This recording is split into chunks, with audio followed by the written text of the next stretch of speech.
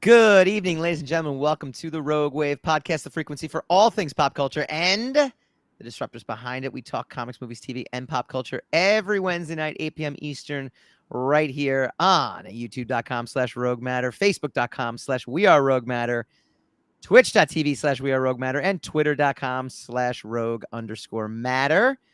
Once this thing is wonderfully shot by our producer, Aaron, we then package it up into the greatest podcast known to man and available on all major podcasting apps. I'm your host, Michael Dolce, as always, joined by my cohort in crime, the Lord of the Radio himself, Mr. Hassan Godwin. How you doing, sir?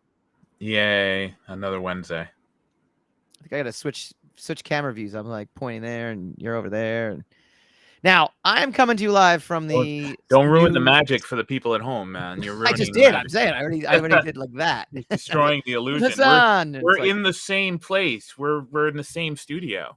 Next week we will be. We were supposed to do it this week. Got a parent-teacher conference coming up tonight. So unfortunately, it's meet the teacher night. So we said, all right, let's wait. We will postpone the Rogue Wave holiday party, which has already been postponed from last December, one more week. And look, it's it would have been really hot. So see, there you go. You got your wish. It'll be hot next week. Well, maybe. I don't know. We'll see. We don't know. It'll be like 80 degrees next week. It'll be 80 degrees forever and ever. But yeah, so we will be in the new Sire Studios studio, or the new Sire Studios. Yeah. Officially together in the same room. You'll literally be sitting right over there. So this way, when I'm pointing to you, we'll have to adjust the camera at that point too.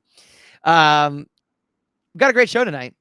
I'm hoarse, by the way, because I went to Pearl Jam on Sunday. So, and I just screamed my lungs out. So you could hear it in my voice. Still recovering. It's just I'm not a big fan of age, man. Not good.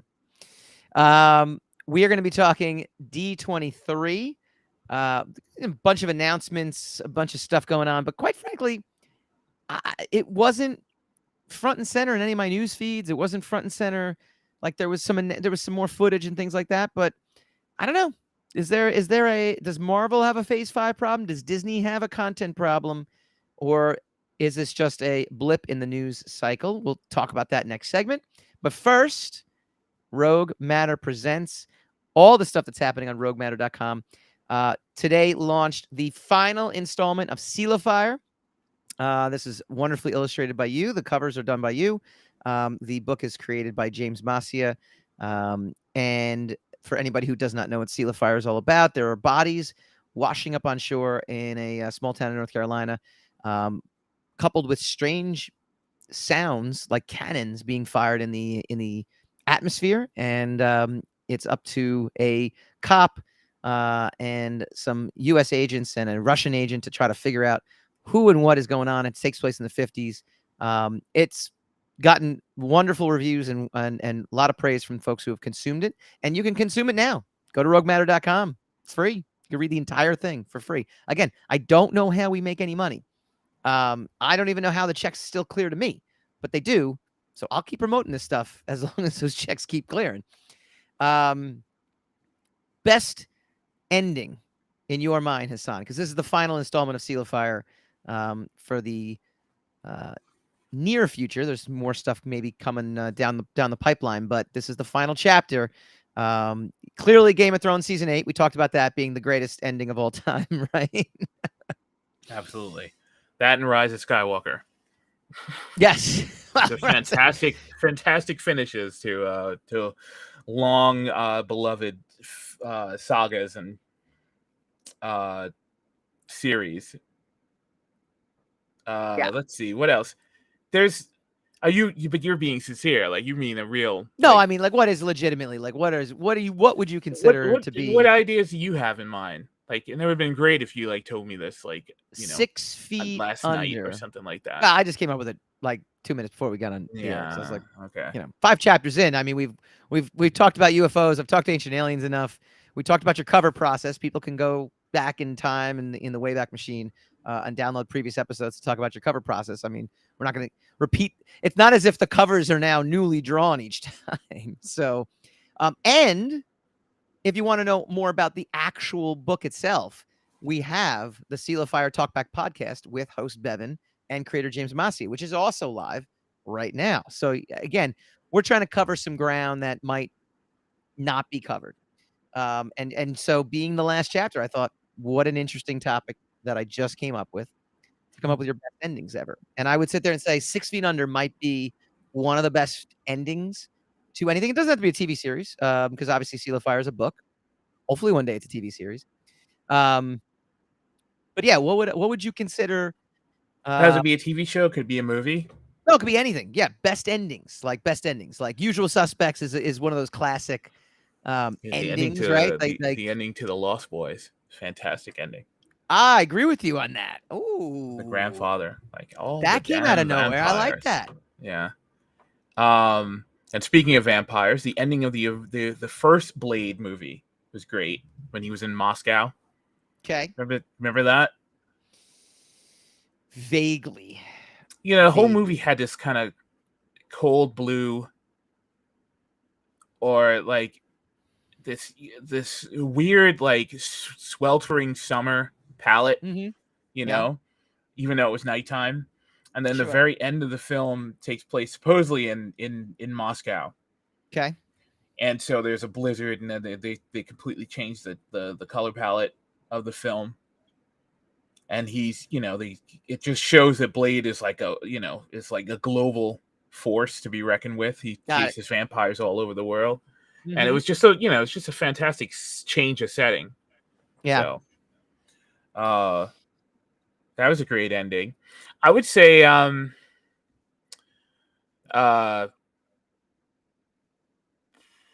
second Hobbit movie ended really well. Whoa. I like it. You're coming out. See, this is great. This is stuff that I would never have. I never would have associated. I'm just remembering endings that had an effect on me. And yes, well, that's generally what we like to do. Yeah, the second Hobbit movie was the desolation of Smaug. It was the second Hobbit movie, and it ended with Smaug like breaking out of the mountain, and heading for Lake Town to burn Lake Town, and then you had to wait a year to find out what happened next. And that on that note, would you put Empire Strikes Back up there as one of the greatest endings? Yeah, but that's a little too easy. It's like, okay, Empire Strikes Back, yes, but like So I actually wouldn't say it's one of the greatest endings. I would say it's one of the greatest cliffhangers. And I think there's a difference. Well, no, that's an ending though. Yes. That's the end of the film. I asked you if it was film or TV show.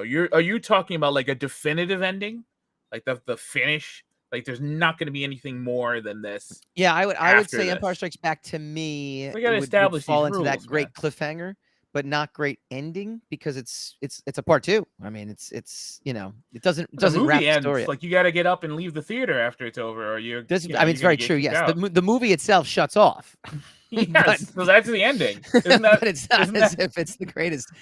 I mean, yes, all everything eventually ends. I will say you've given me no time to think about this, so that's why my choices are crap. But no, your choices are not crap. I'm going to tell you in my extremely hoarse voice, I like every single choice you've brought out here. Hell yeah! It just it shows your on the spot versatility here in terms of being able to think on the spot. That's as good as I got. Well, endings are a big deal. We're just firing on all cylinders today, aren't we? Yes, we're doing as great as usual. Endings are really hard. Nobody likes endings. Dexter ended terribly, went away, came back to redo the ending so that they could fix the last ending, and they pissed everybody off all over again. Yeah. So let me ask you a question. Endings are hard. Let me ask you a question. Because of the gravity of expectation, is Game of Thrones the worst ending of all time? Season 8. Like not House of the Dragon. We don't know where that's going yet. But is that the worst ending of all time? Only because, not necessarily because of what happens, but because of the level of expectation that went in. And before you answer that, I'll give you the only other comp I can think to that which I don't actually agree with, I actually enjoyed the ending, was the Seinfeld series finale, which got roasted. Everyone roasted the Seinfeld series finale. I loved it. I actually thought it was brilliant. I thought it was cool too. And when Seinfeld's walking down, he's like, "Oh, we'll be gone for a year, and then we'll be back." And everyone's like, "Oh, are they going to come back in a year?"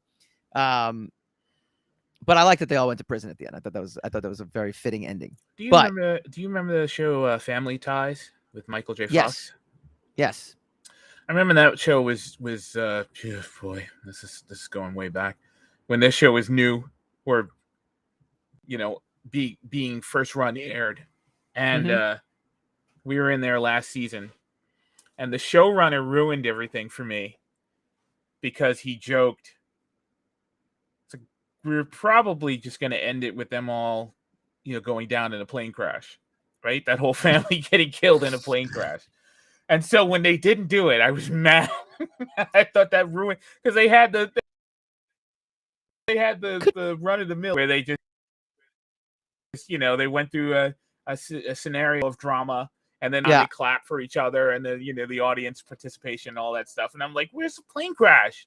This is ridiculous. This ruins everything. And if that guy had just never said anything about it, right, you would have thought that ending would have been fine. Yeah, that ending would have been fine. Yeah. But he raised my expectations, and then he ruined it. So I don't know. Look, I'm in the context of trying to bluff my way through this. I'd say Justified had a great ending. Breaking Bad had a great ending. Without spoiling it. I feel like I'm never going to watch Breaking Bad. Well, you're never going to watch Ozark. Ozark had a... I liked Lost. Ozark had a great ending. I had no problem with Lost's ending. No, please. Heroes, on the other hand... Lost and Hero were terrible. They were terrible. I didn't mind the Lost ending. I didn't mind it. They overstayed their welcome, as far as I was concerned. Lost... here's the thing. Lost picked up after they knew they had an end date. And I thought, whether you liked it or not... You're not supposed. That's the problem. Once you've slumped to the point where you got to pick it up, you've already overstayed your welcome. But I feel their pain, right? Like, what if you were told, like, How I Met Your Mother's another one that overstayed their welcome, but because they just kept getting renewed for season after season, and they're like, we know where the show's going, like we know how it ends. That's not their fault. That's like Supernatural. That's not their fault. They're a victim of their own success. That's fine. But look, the problem with Lost is that they're prone to lying to their audience on a regular basis. And I'm talking about like the showrunners, not the show itself. But every time someone guessed it, they were like, no, it's not that. You'll never guess what it is. And then at the end, it was like, yeah, it is that. It was exactly it's exactly you guys guessed it like 8 years ago. So sorry. And Lost was really clever in the beginning, and then it just became about how intensely clever they kept trying to be. Sure. Like I said, I stopped watching it when they had a cliffhanger that lasted 3 weeks. They would have a show. They had an episode. I do remember that though. I remember it was like, what's in the hatch? And then you get in the next episode, and he hasn't actually gotten in the hatch. No, because the next episode is someone else's perspective, and then it ends with them opening the hatch. Yes. And then the next week is someone else's perspective, and it ends with them opening the hatch. And I'm like, I don't even care what's in this hatch now. Yeah. Like you've outlasted my curiosity. I don't care what's going to happen next. I want this all to be over. It's like Twin Peaks with what was her, Laura Palmer? Like, who killed Laura? Nobody cared after that first season. After they dragged it out for that whole season, and then they were like, it's going to be solved at the beginning of season 2.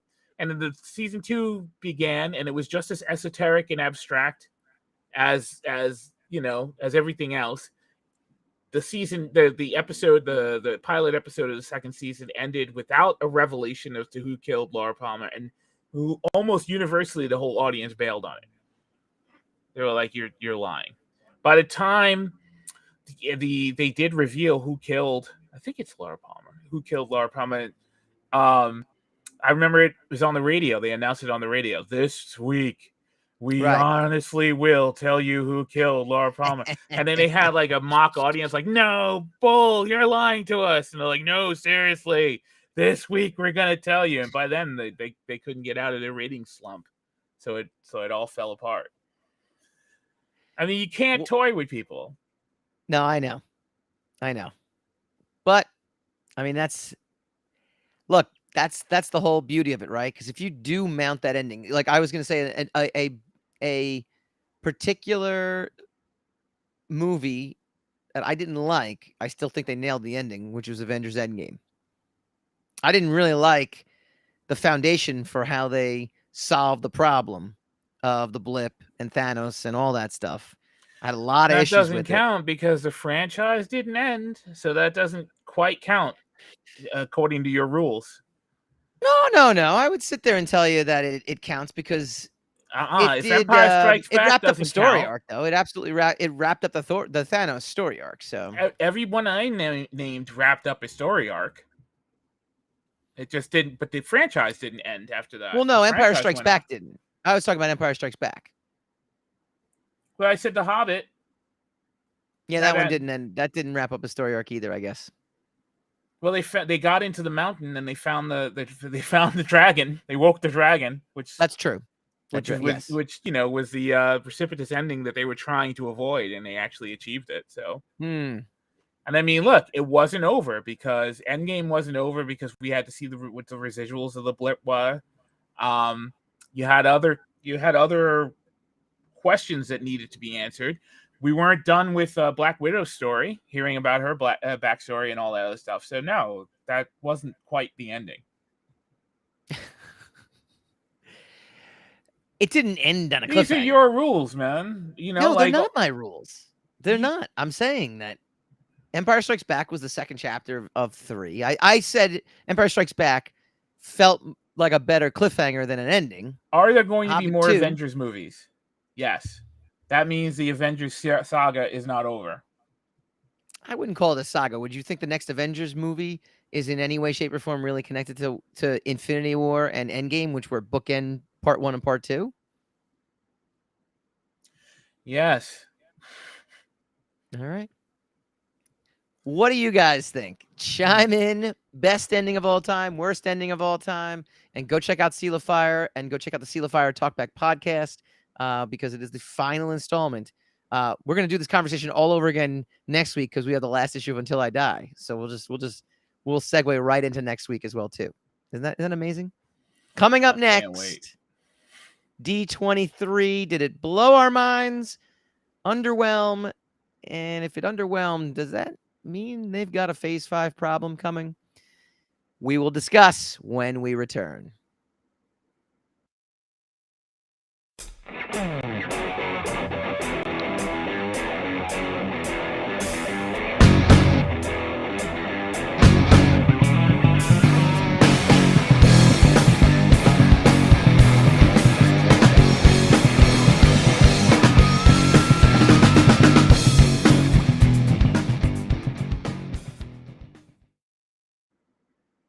Welcome back to the Rogue Wave podcast, talking comics, movies, TV, and pop culture.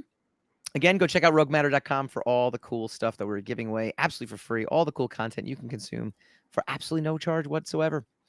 All right. In addition to the stuff that goes on in Rogue Matter, there's been a lot of stuff happening in the world of pop culture. It's interesting because it's been kind of it was like an overloaded spring into early summer in terms of movies and things like that, big, tent pole kind of movies and franchises that dropped. And then all of a sudden it's been kind of quiet just because post-COVID, the scheduling is all kind of crazy a little bit. People weren't sure if it was coming back or not. Things got moved. And then the whole shuffle with Warner Brothers Disney also has now shuffled stuff in the future as well, too.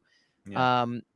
But that being said, there was the return of the biannual D23, Disney extravaganza, where they kind of unleash all of these new things that are happening. And but the funny part about it is, and I don't know if this is, again, we've talked about this before, right? Like everyone's social media bubble is different, right? Everyone's like Google News feed. If you do that, I have an RSS feed that pulls news and things like that. my general impression, and I want to know if this is the same for you, was kind of underwhelmed in terms of buzz, in terms of like what people were talking about, in terms of like the chatter that was going on. Like it didn't seem, as opposed to years past, where Marvel actually kind of saved their big announcements for this D23 show. That this was a little underwhelming, a little quieter. I think the only one that stood out to me was the Indiana Jones, news, because that was the first reveal of Indiana Jones. But other than that, like the Marvel stuff, I don't know. That was my general take. Kind of felt a little like I remember I kept looking on Twitter being like, oh, when's D23? Oh wait, it did. All right, did the big panel announce? Oh, it did kind of. All right, what's going? And nothing was like really trending in my news feed. And yes, Aaron, I agree with you 100%. They did reveal a ton. I felt like San Diego was huge. D23, not so much. This is only like 3 weeks after San Diego, so like 4 weeks after I don't understand what anybody wants. If they had a big reveal at San Diego, then why would they expect, the D23? Like what more? They've already revealed both phases 5 and 6 in San Diego. Right. So what more was there supposed to be? Well, now that's got me curious though. Why? Like, why did they? Why? I assumed that what they released in San Diego was huge, but that we would get something in D23 that was equally as like what mind blowing.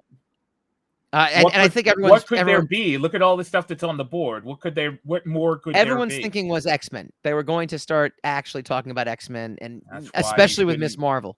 That's why everybody shouldn't speculate. It ruins the experience for you. It does every time. Every time. I think I anticipate this is going to be mind-blowing. Say, I'm expecting something big because in years past it has tracked. No, I mean, yeah, you could probably do that. You could get away with doing that. Like, Christmas. It's Christmas time. I expected to have some presents under this tree. Correct. I get it. But as I was always told, because my birthday was in November, you just had a lot of presents on your birthday. So shut up. Actually, it was always the reverse, and I liked it. I would get eat your Christmas cookie. But I would get a present for my birthday, and then the big load would come in Christmas, and I was fine with that. I had no problem with that. Yeah, but I mean, during my birthday, if I didn't get a lot of presents during my birthday, I was upset that my birthday was weak. So they made up for it with a big Christmas. But if they want to roll it around, I mean, there's no way to win. There's really no way to win. If you're talking about like revealing all the titles for the next 2 phases, and then 3 weeks later, what the problem is? There's too many showcases. That's what it is. There's San Diego, there's D23, there's Disney Plus Day, there's Well, so this is the thing though too, right? That's actually why I, in a way, am happy that it was underwhelming. All this other stuff. But this is what I'm saying. This is why I'm actually happy that it was a little underwhelming, because I'm a big San Diego Comic-Con fan, and the fact that they actually saved it, I was in my brain, I'm sitting there going, okay, maybe they just, because of the uncertainty post-COVID about whether or not these shows were going to happen, is it going to happen?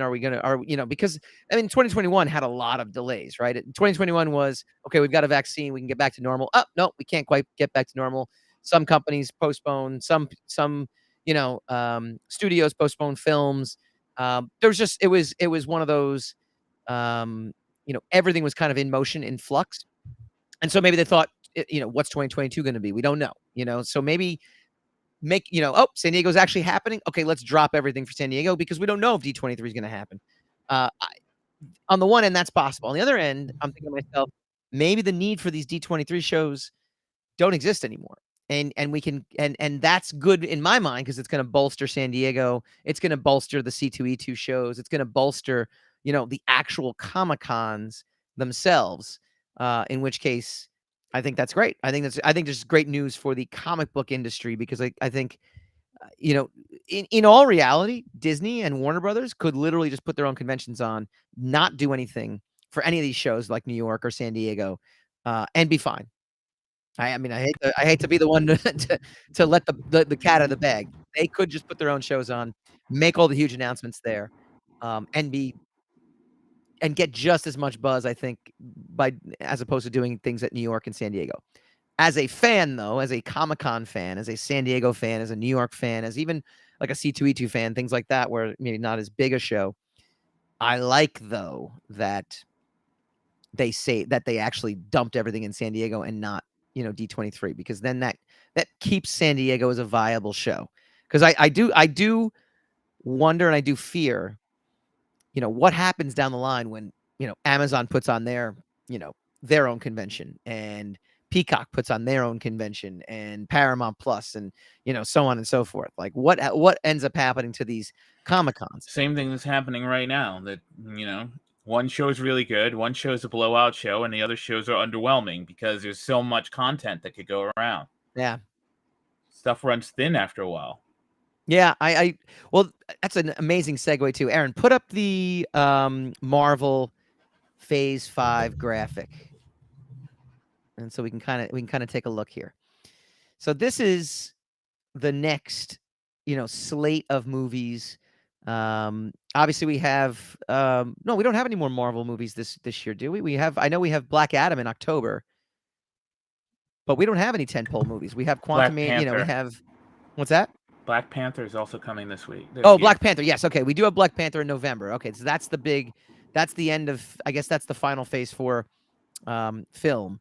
And that one actually I think is going to be huge. I really do. And I got to tell you, just the previews of that, and they showed new footage of that. I got to tell you, I'm a big Ryan Coogler fan.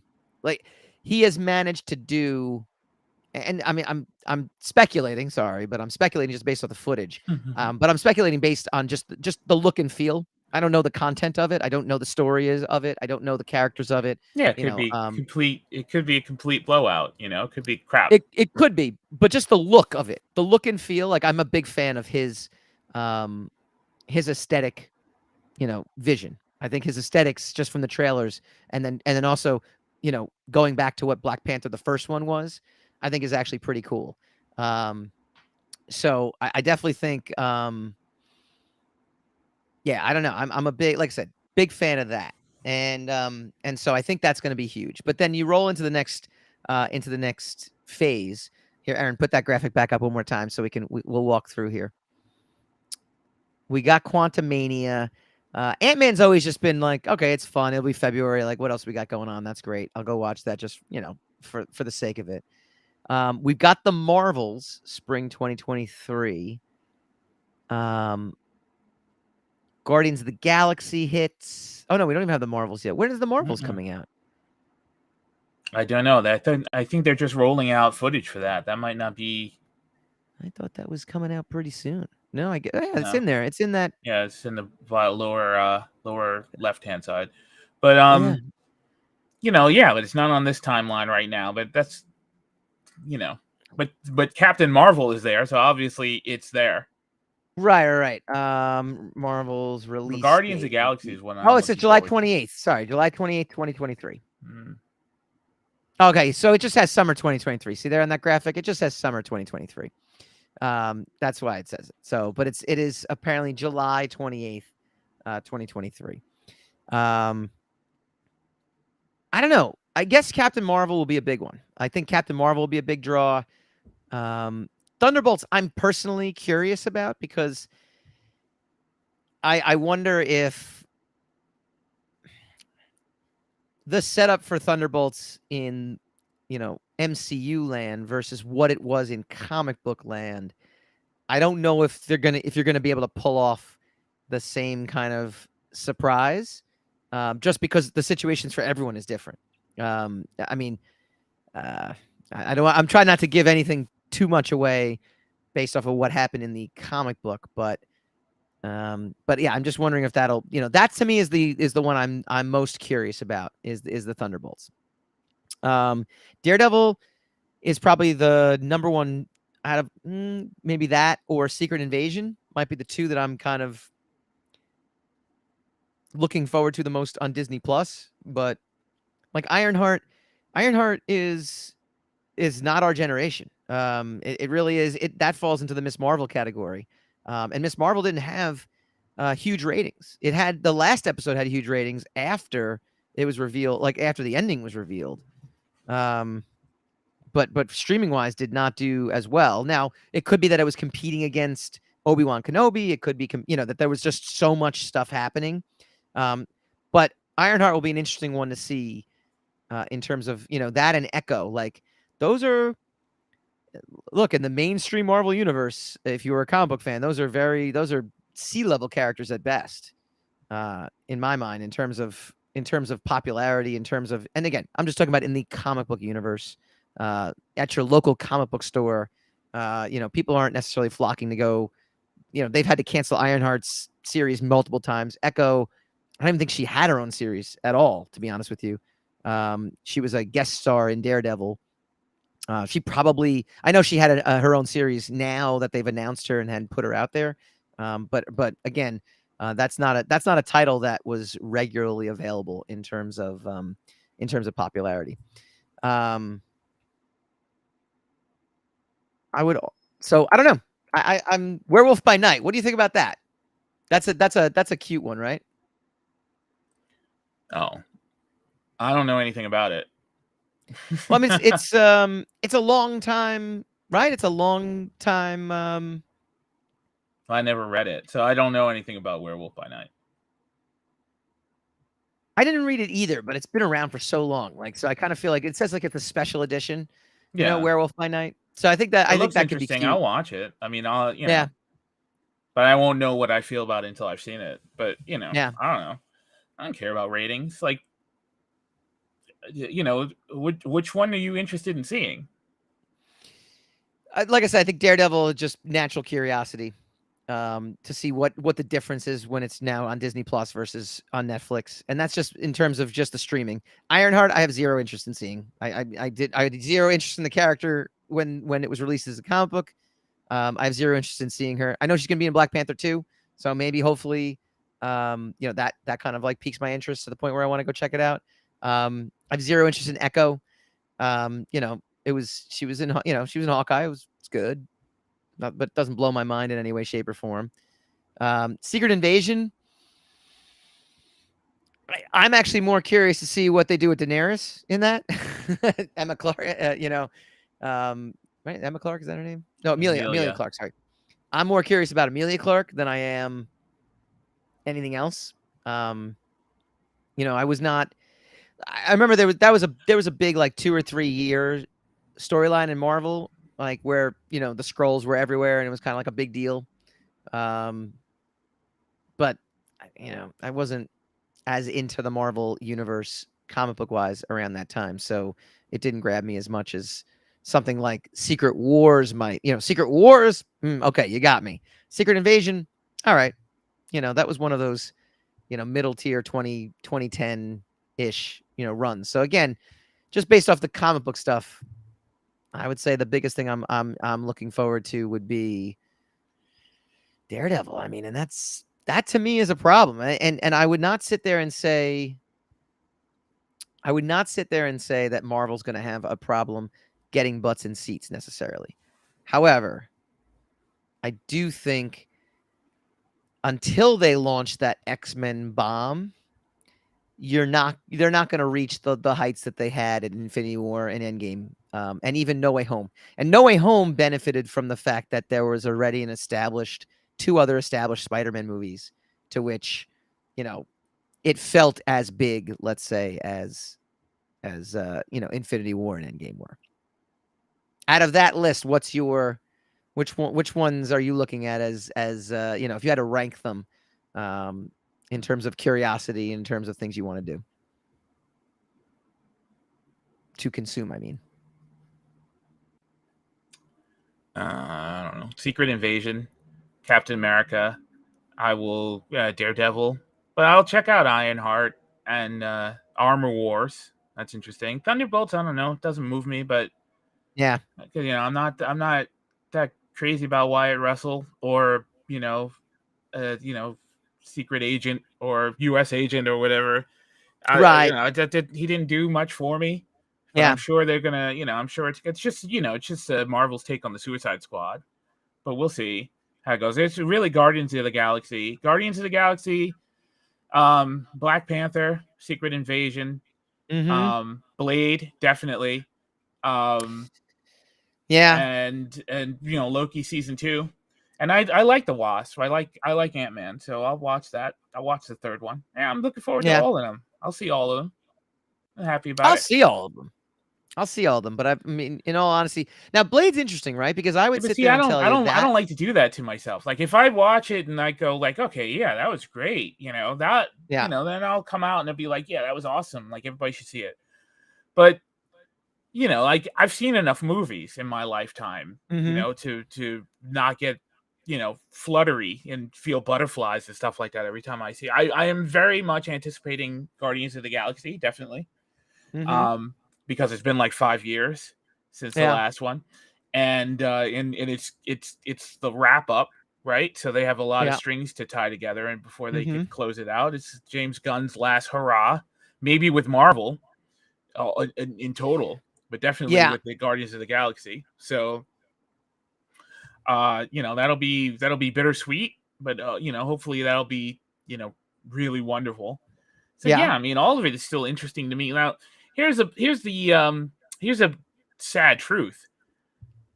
I wasn't a big Avengers comics reader when Right. I was an X-Men guy.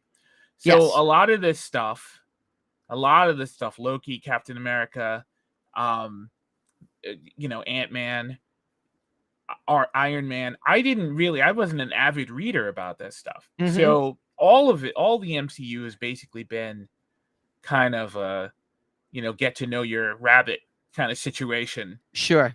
throughout the all, what are we at now? We're at 4, we're at the end of 4, all 4 phases for the Yeah. most part. And you already know how I felt about the X-Men franchise in the first place. So, Sure. it's like utterly underwhelmed. So I was able to come into this like, oh, this will be brand new. It's kind of like House of the Dragon, whereas like I Mm-hmm. had read the Song of Ice and Fire books, so Yeah. I knew basically what was coming for up until about season 5 Sure. of Game of Thrones. So it was just about the level of execution for me. Mm-hmm. But after season 5 and all throughout House of the Dragon, I have no idea what's going to happen. So I'm watching Right. it like with a novice enthusiasm Sure. for the first time. And so that's how I've approached the Marvel, the MCU for the most part. Yeah. So, I'm good with it. Like I enjoyed Moon Knight and I enjoyed Miss Marvel. I enjoyed WandaVision. I don't know about Agatha, the follow up to it. I mean, Yeah. I'm pretty sure it'll be good. But I like love that actress. I'll watch it for that actress more than I will that character. yeah. Um, And because I think unlike you, Captain. I really like Captain America. I mean, like the Winter Soldier, Falcon and the Winter Soldier.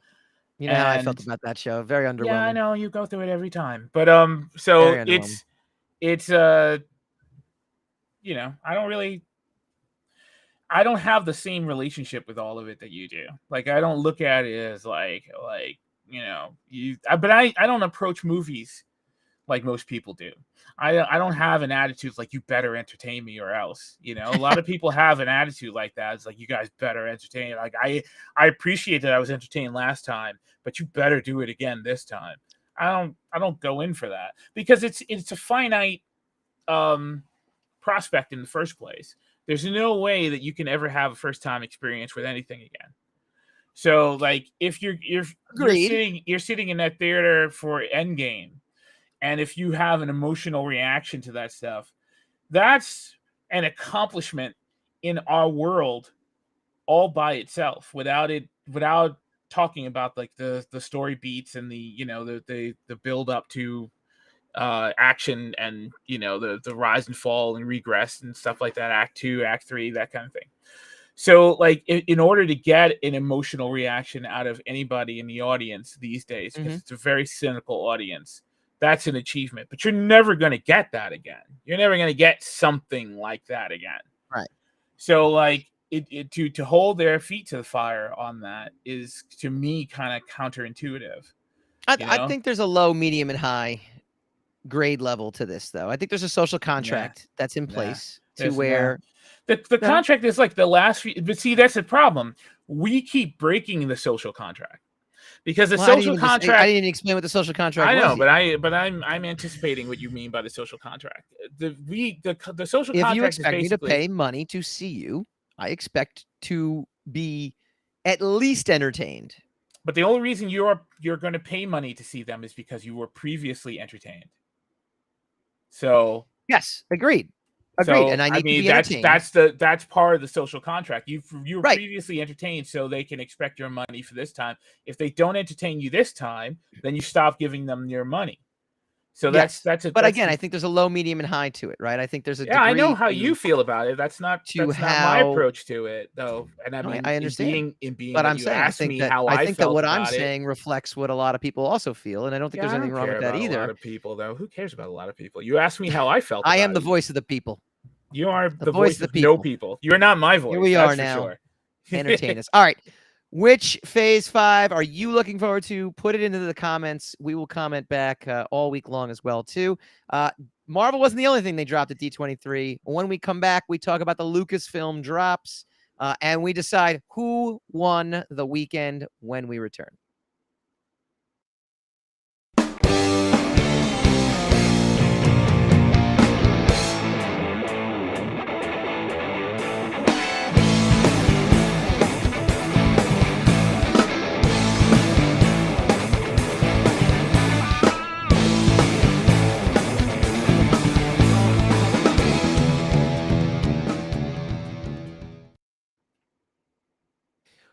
Welcome back to the Rogue Wave podcast. We are talking D23. We talked about the Marvel releases, but now we are talking about the Lucasfilm. So it wasn't just Marvel. It was Lucasfilm dropped a ton of new stuff that's out there. So that's pretty cool. That includes Star Wars Universe, Willow, which is another, it's one of those like, oh yeah, Willow, that's part of the same, kind of docket that George Lucas was spearheading way back when. And finally, Indiana Jones.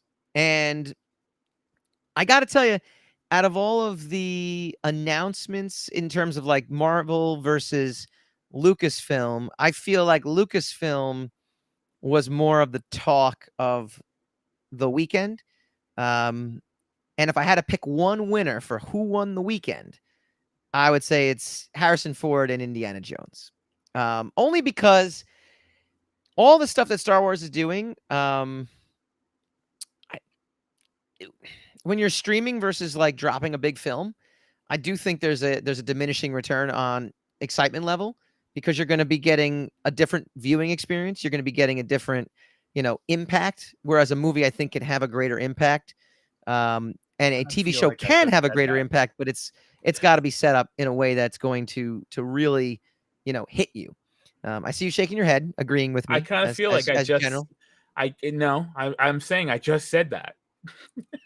I just said there's always going to be a variable return on all these things, because you can't have the same experience twice. No, but I'm talking about just specifically versus like, a TV show storytelling versus movie storytelling. So yes, there are varying degrees, but I'm saying I think that in terms of impact, going to see Indiana Jones 5 is going to be a greater impact to me than almost any Star Wars, except maybe Mandalorian season 3. Now I'm very curious about season 3 of Mandalorian. But that's what confuses me about these segments, because that's a very subjective thing. I certainly wouldn't be able to say our entire show is about that. All right, then. Our entire show is subjective. Okay. I mean, that's essentially what it's all about.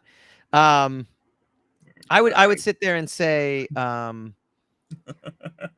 idea. So one of the things, though, that they said at the Indiana Jones, part of the panel, whatever, or the Indiana Jones panel, in addition to releasing footage, which apparently the internet seemed to like from the reactions I read about, is the fact that it is going to be the last time Harrison Ford suits up. And I think it has to be. I mean, he's almost 80 years old at this point. There's just there's only so much, unless we use that digital technology, like the Avatar digital technology to age him. I just don't know how he could do anymore. It just from a physical standpoint, and still maintain what we've, the previous physicality to the Indiana Jones movies. If you were in charge of the Indiana Jones franchise, would you then recast? Now, knowing that he's now declared this is the end, and most likely just based on age, it probably is. If I was in charge of it, yeah, I probably would recast it because I want money. But would it be a good idea to do it? Probably not.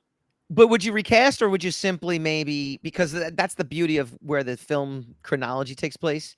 I feel like you could mine the 60s, 70s, and 80s with his son, which could easily be recast because we don't need Shia LaBeouf there. Or maybe Indiana Jones 5 has some sort of, passing of the torch to somebody. Well, if they could do that, I mean, if they were able to successfully do that, then sure, I would keep it going. But a lot of people are talking about just recasting Harrison Ford and then going Chris Pratt's name has come up. Yeah, that's terrible. That's a terrible idea. Chris Pratt like he could pull it off. Everybody, you know why people say that? Because he looks like him. But yes. There's a lot more to being a person than looking like a person. Right? Yes. A lot of the Indiana Jones stuff is his personality. It's the way he reacts to things. It's his attitude about things. And Chris Pratt don't got that. I like Chris Pratt, but he don't got that Harrison Ford swagger, I suppose, is the best way to put it. It would be amazing if they cast Alden Ehrenreich. That's another reason, right? The reception of that was so poor. I don't know why people keep speculating them doing it again with the same actor. Yeah. It's kind of nonsense. Yeah. I mean, it would that would be epic. I just would love I would love it. I would just love the irony of all the that's a lot of money and a long way to go just to satisfy a practical joke on your part, though, So this is why I can't they should do it. I don't In fact, if I was hired tomorrow, that would be my first order of business. And that would be your last order of business also.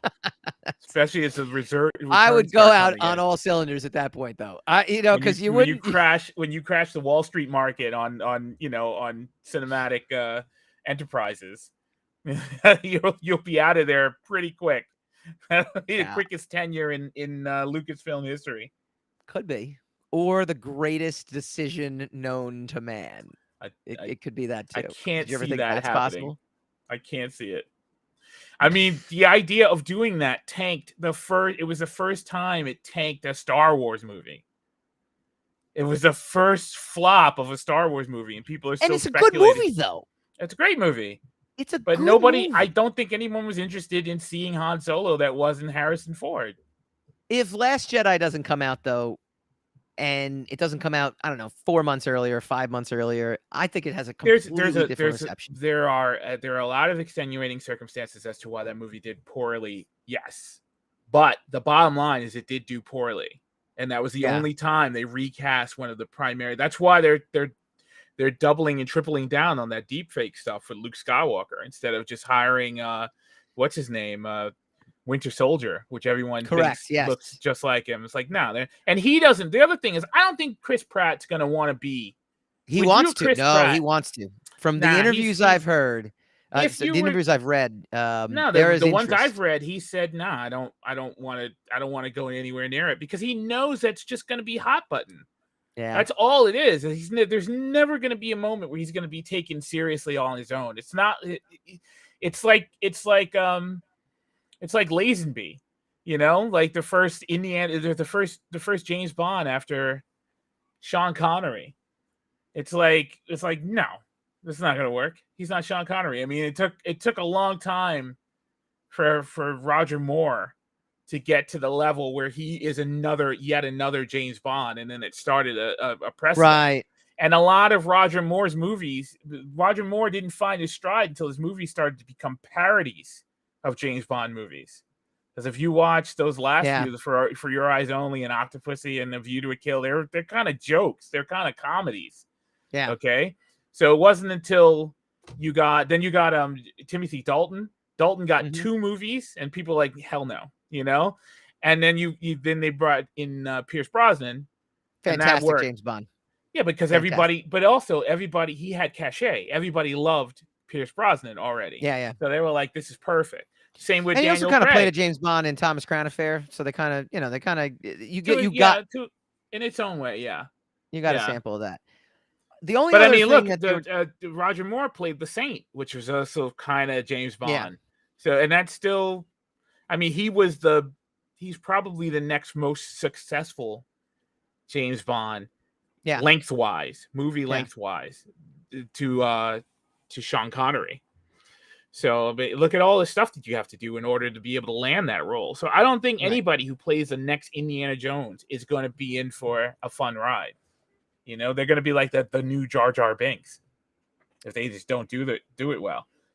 You know, Alden Ehrenreich had the benefit of being in a Star Wars movie with Emilia Clarke, with Lando, with Woody Harrelson of all people. You had the cachet of Chewbacca, you had the Empire, you had classic trilogy aesthetics, and it still didn't work. He still couldn't carry it himself. So I don't know why. I'd like to see them try again. Of course, so would I. But money. Maybe that'll be the good thing about you running Lucasfilm. At least we'll get a sequel to Solo before they. I will hire the Harrison Ford lookalike that Aaron just cued us into. There's a Anthony Ingruber. It's not about looking like him. It's about acting like him. That's more important than the looks. I don't know. I think it goes a long way sometimes. Obviously not. Alden Ehrenreich is not a bad looking guy. You know? Oh no, he's a good stunt double lookalike. You know what I mean? Like you go, okay, I can see that guy standing in for Harrison Ford, but he's not Harrison Ford. You know. We'll see. Aaron says the lookalike played the young Harrison Ford in Age of Adeline.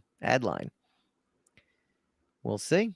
We will see. All right. If you had a pick between Disney and Lucasfilm, any of the announcements, any of the things that were shown, which property in your mind won the weekend?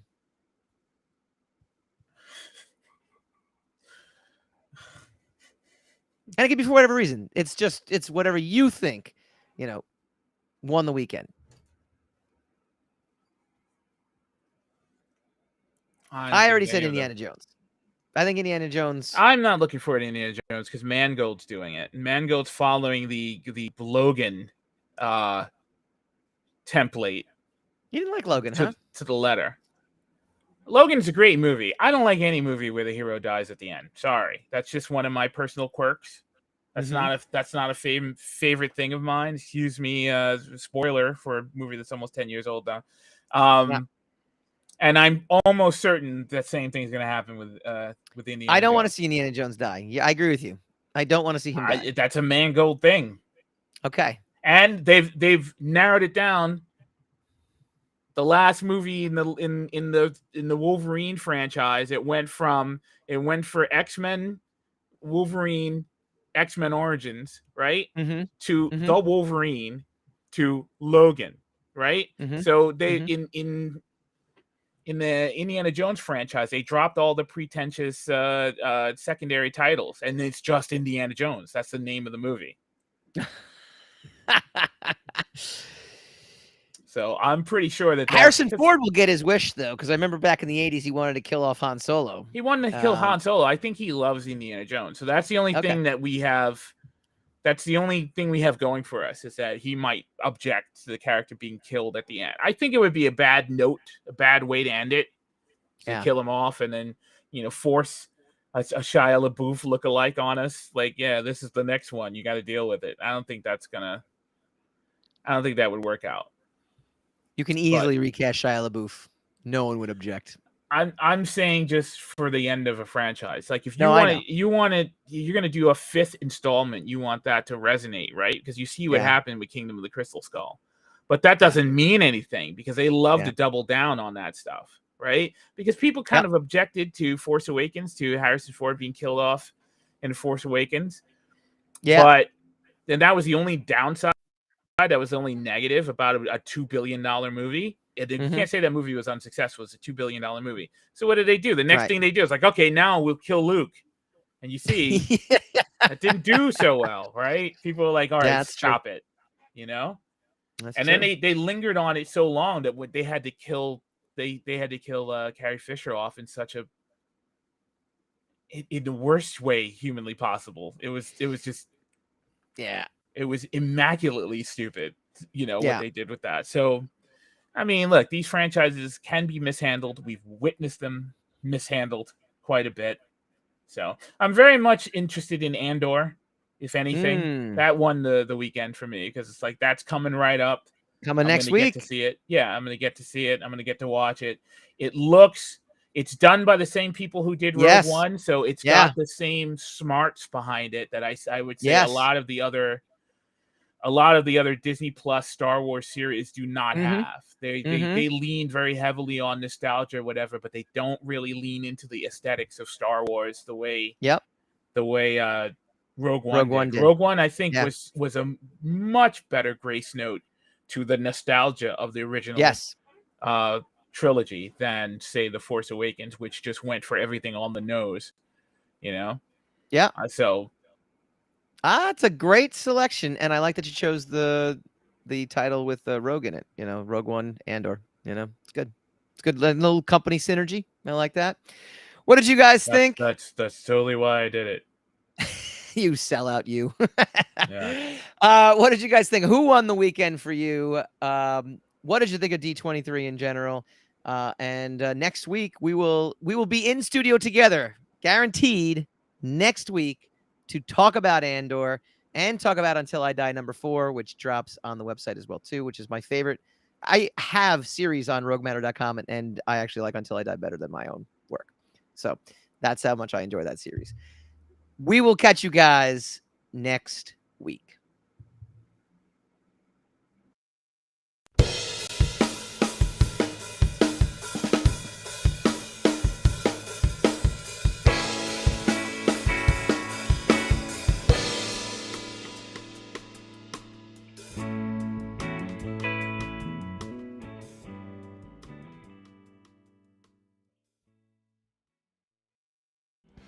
Hi guys, Mike Dolce here from the Rogue Wave podcast. If you like this video, please feel free to like, share, subscribe, all that fun stuff. It really helps us out.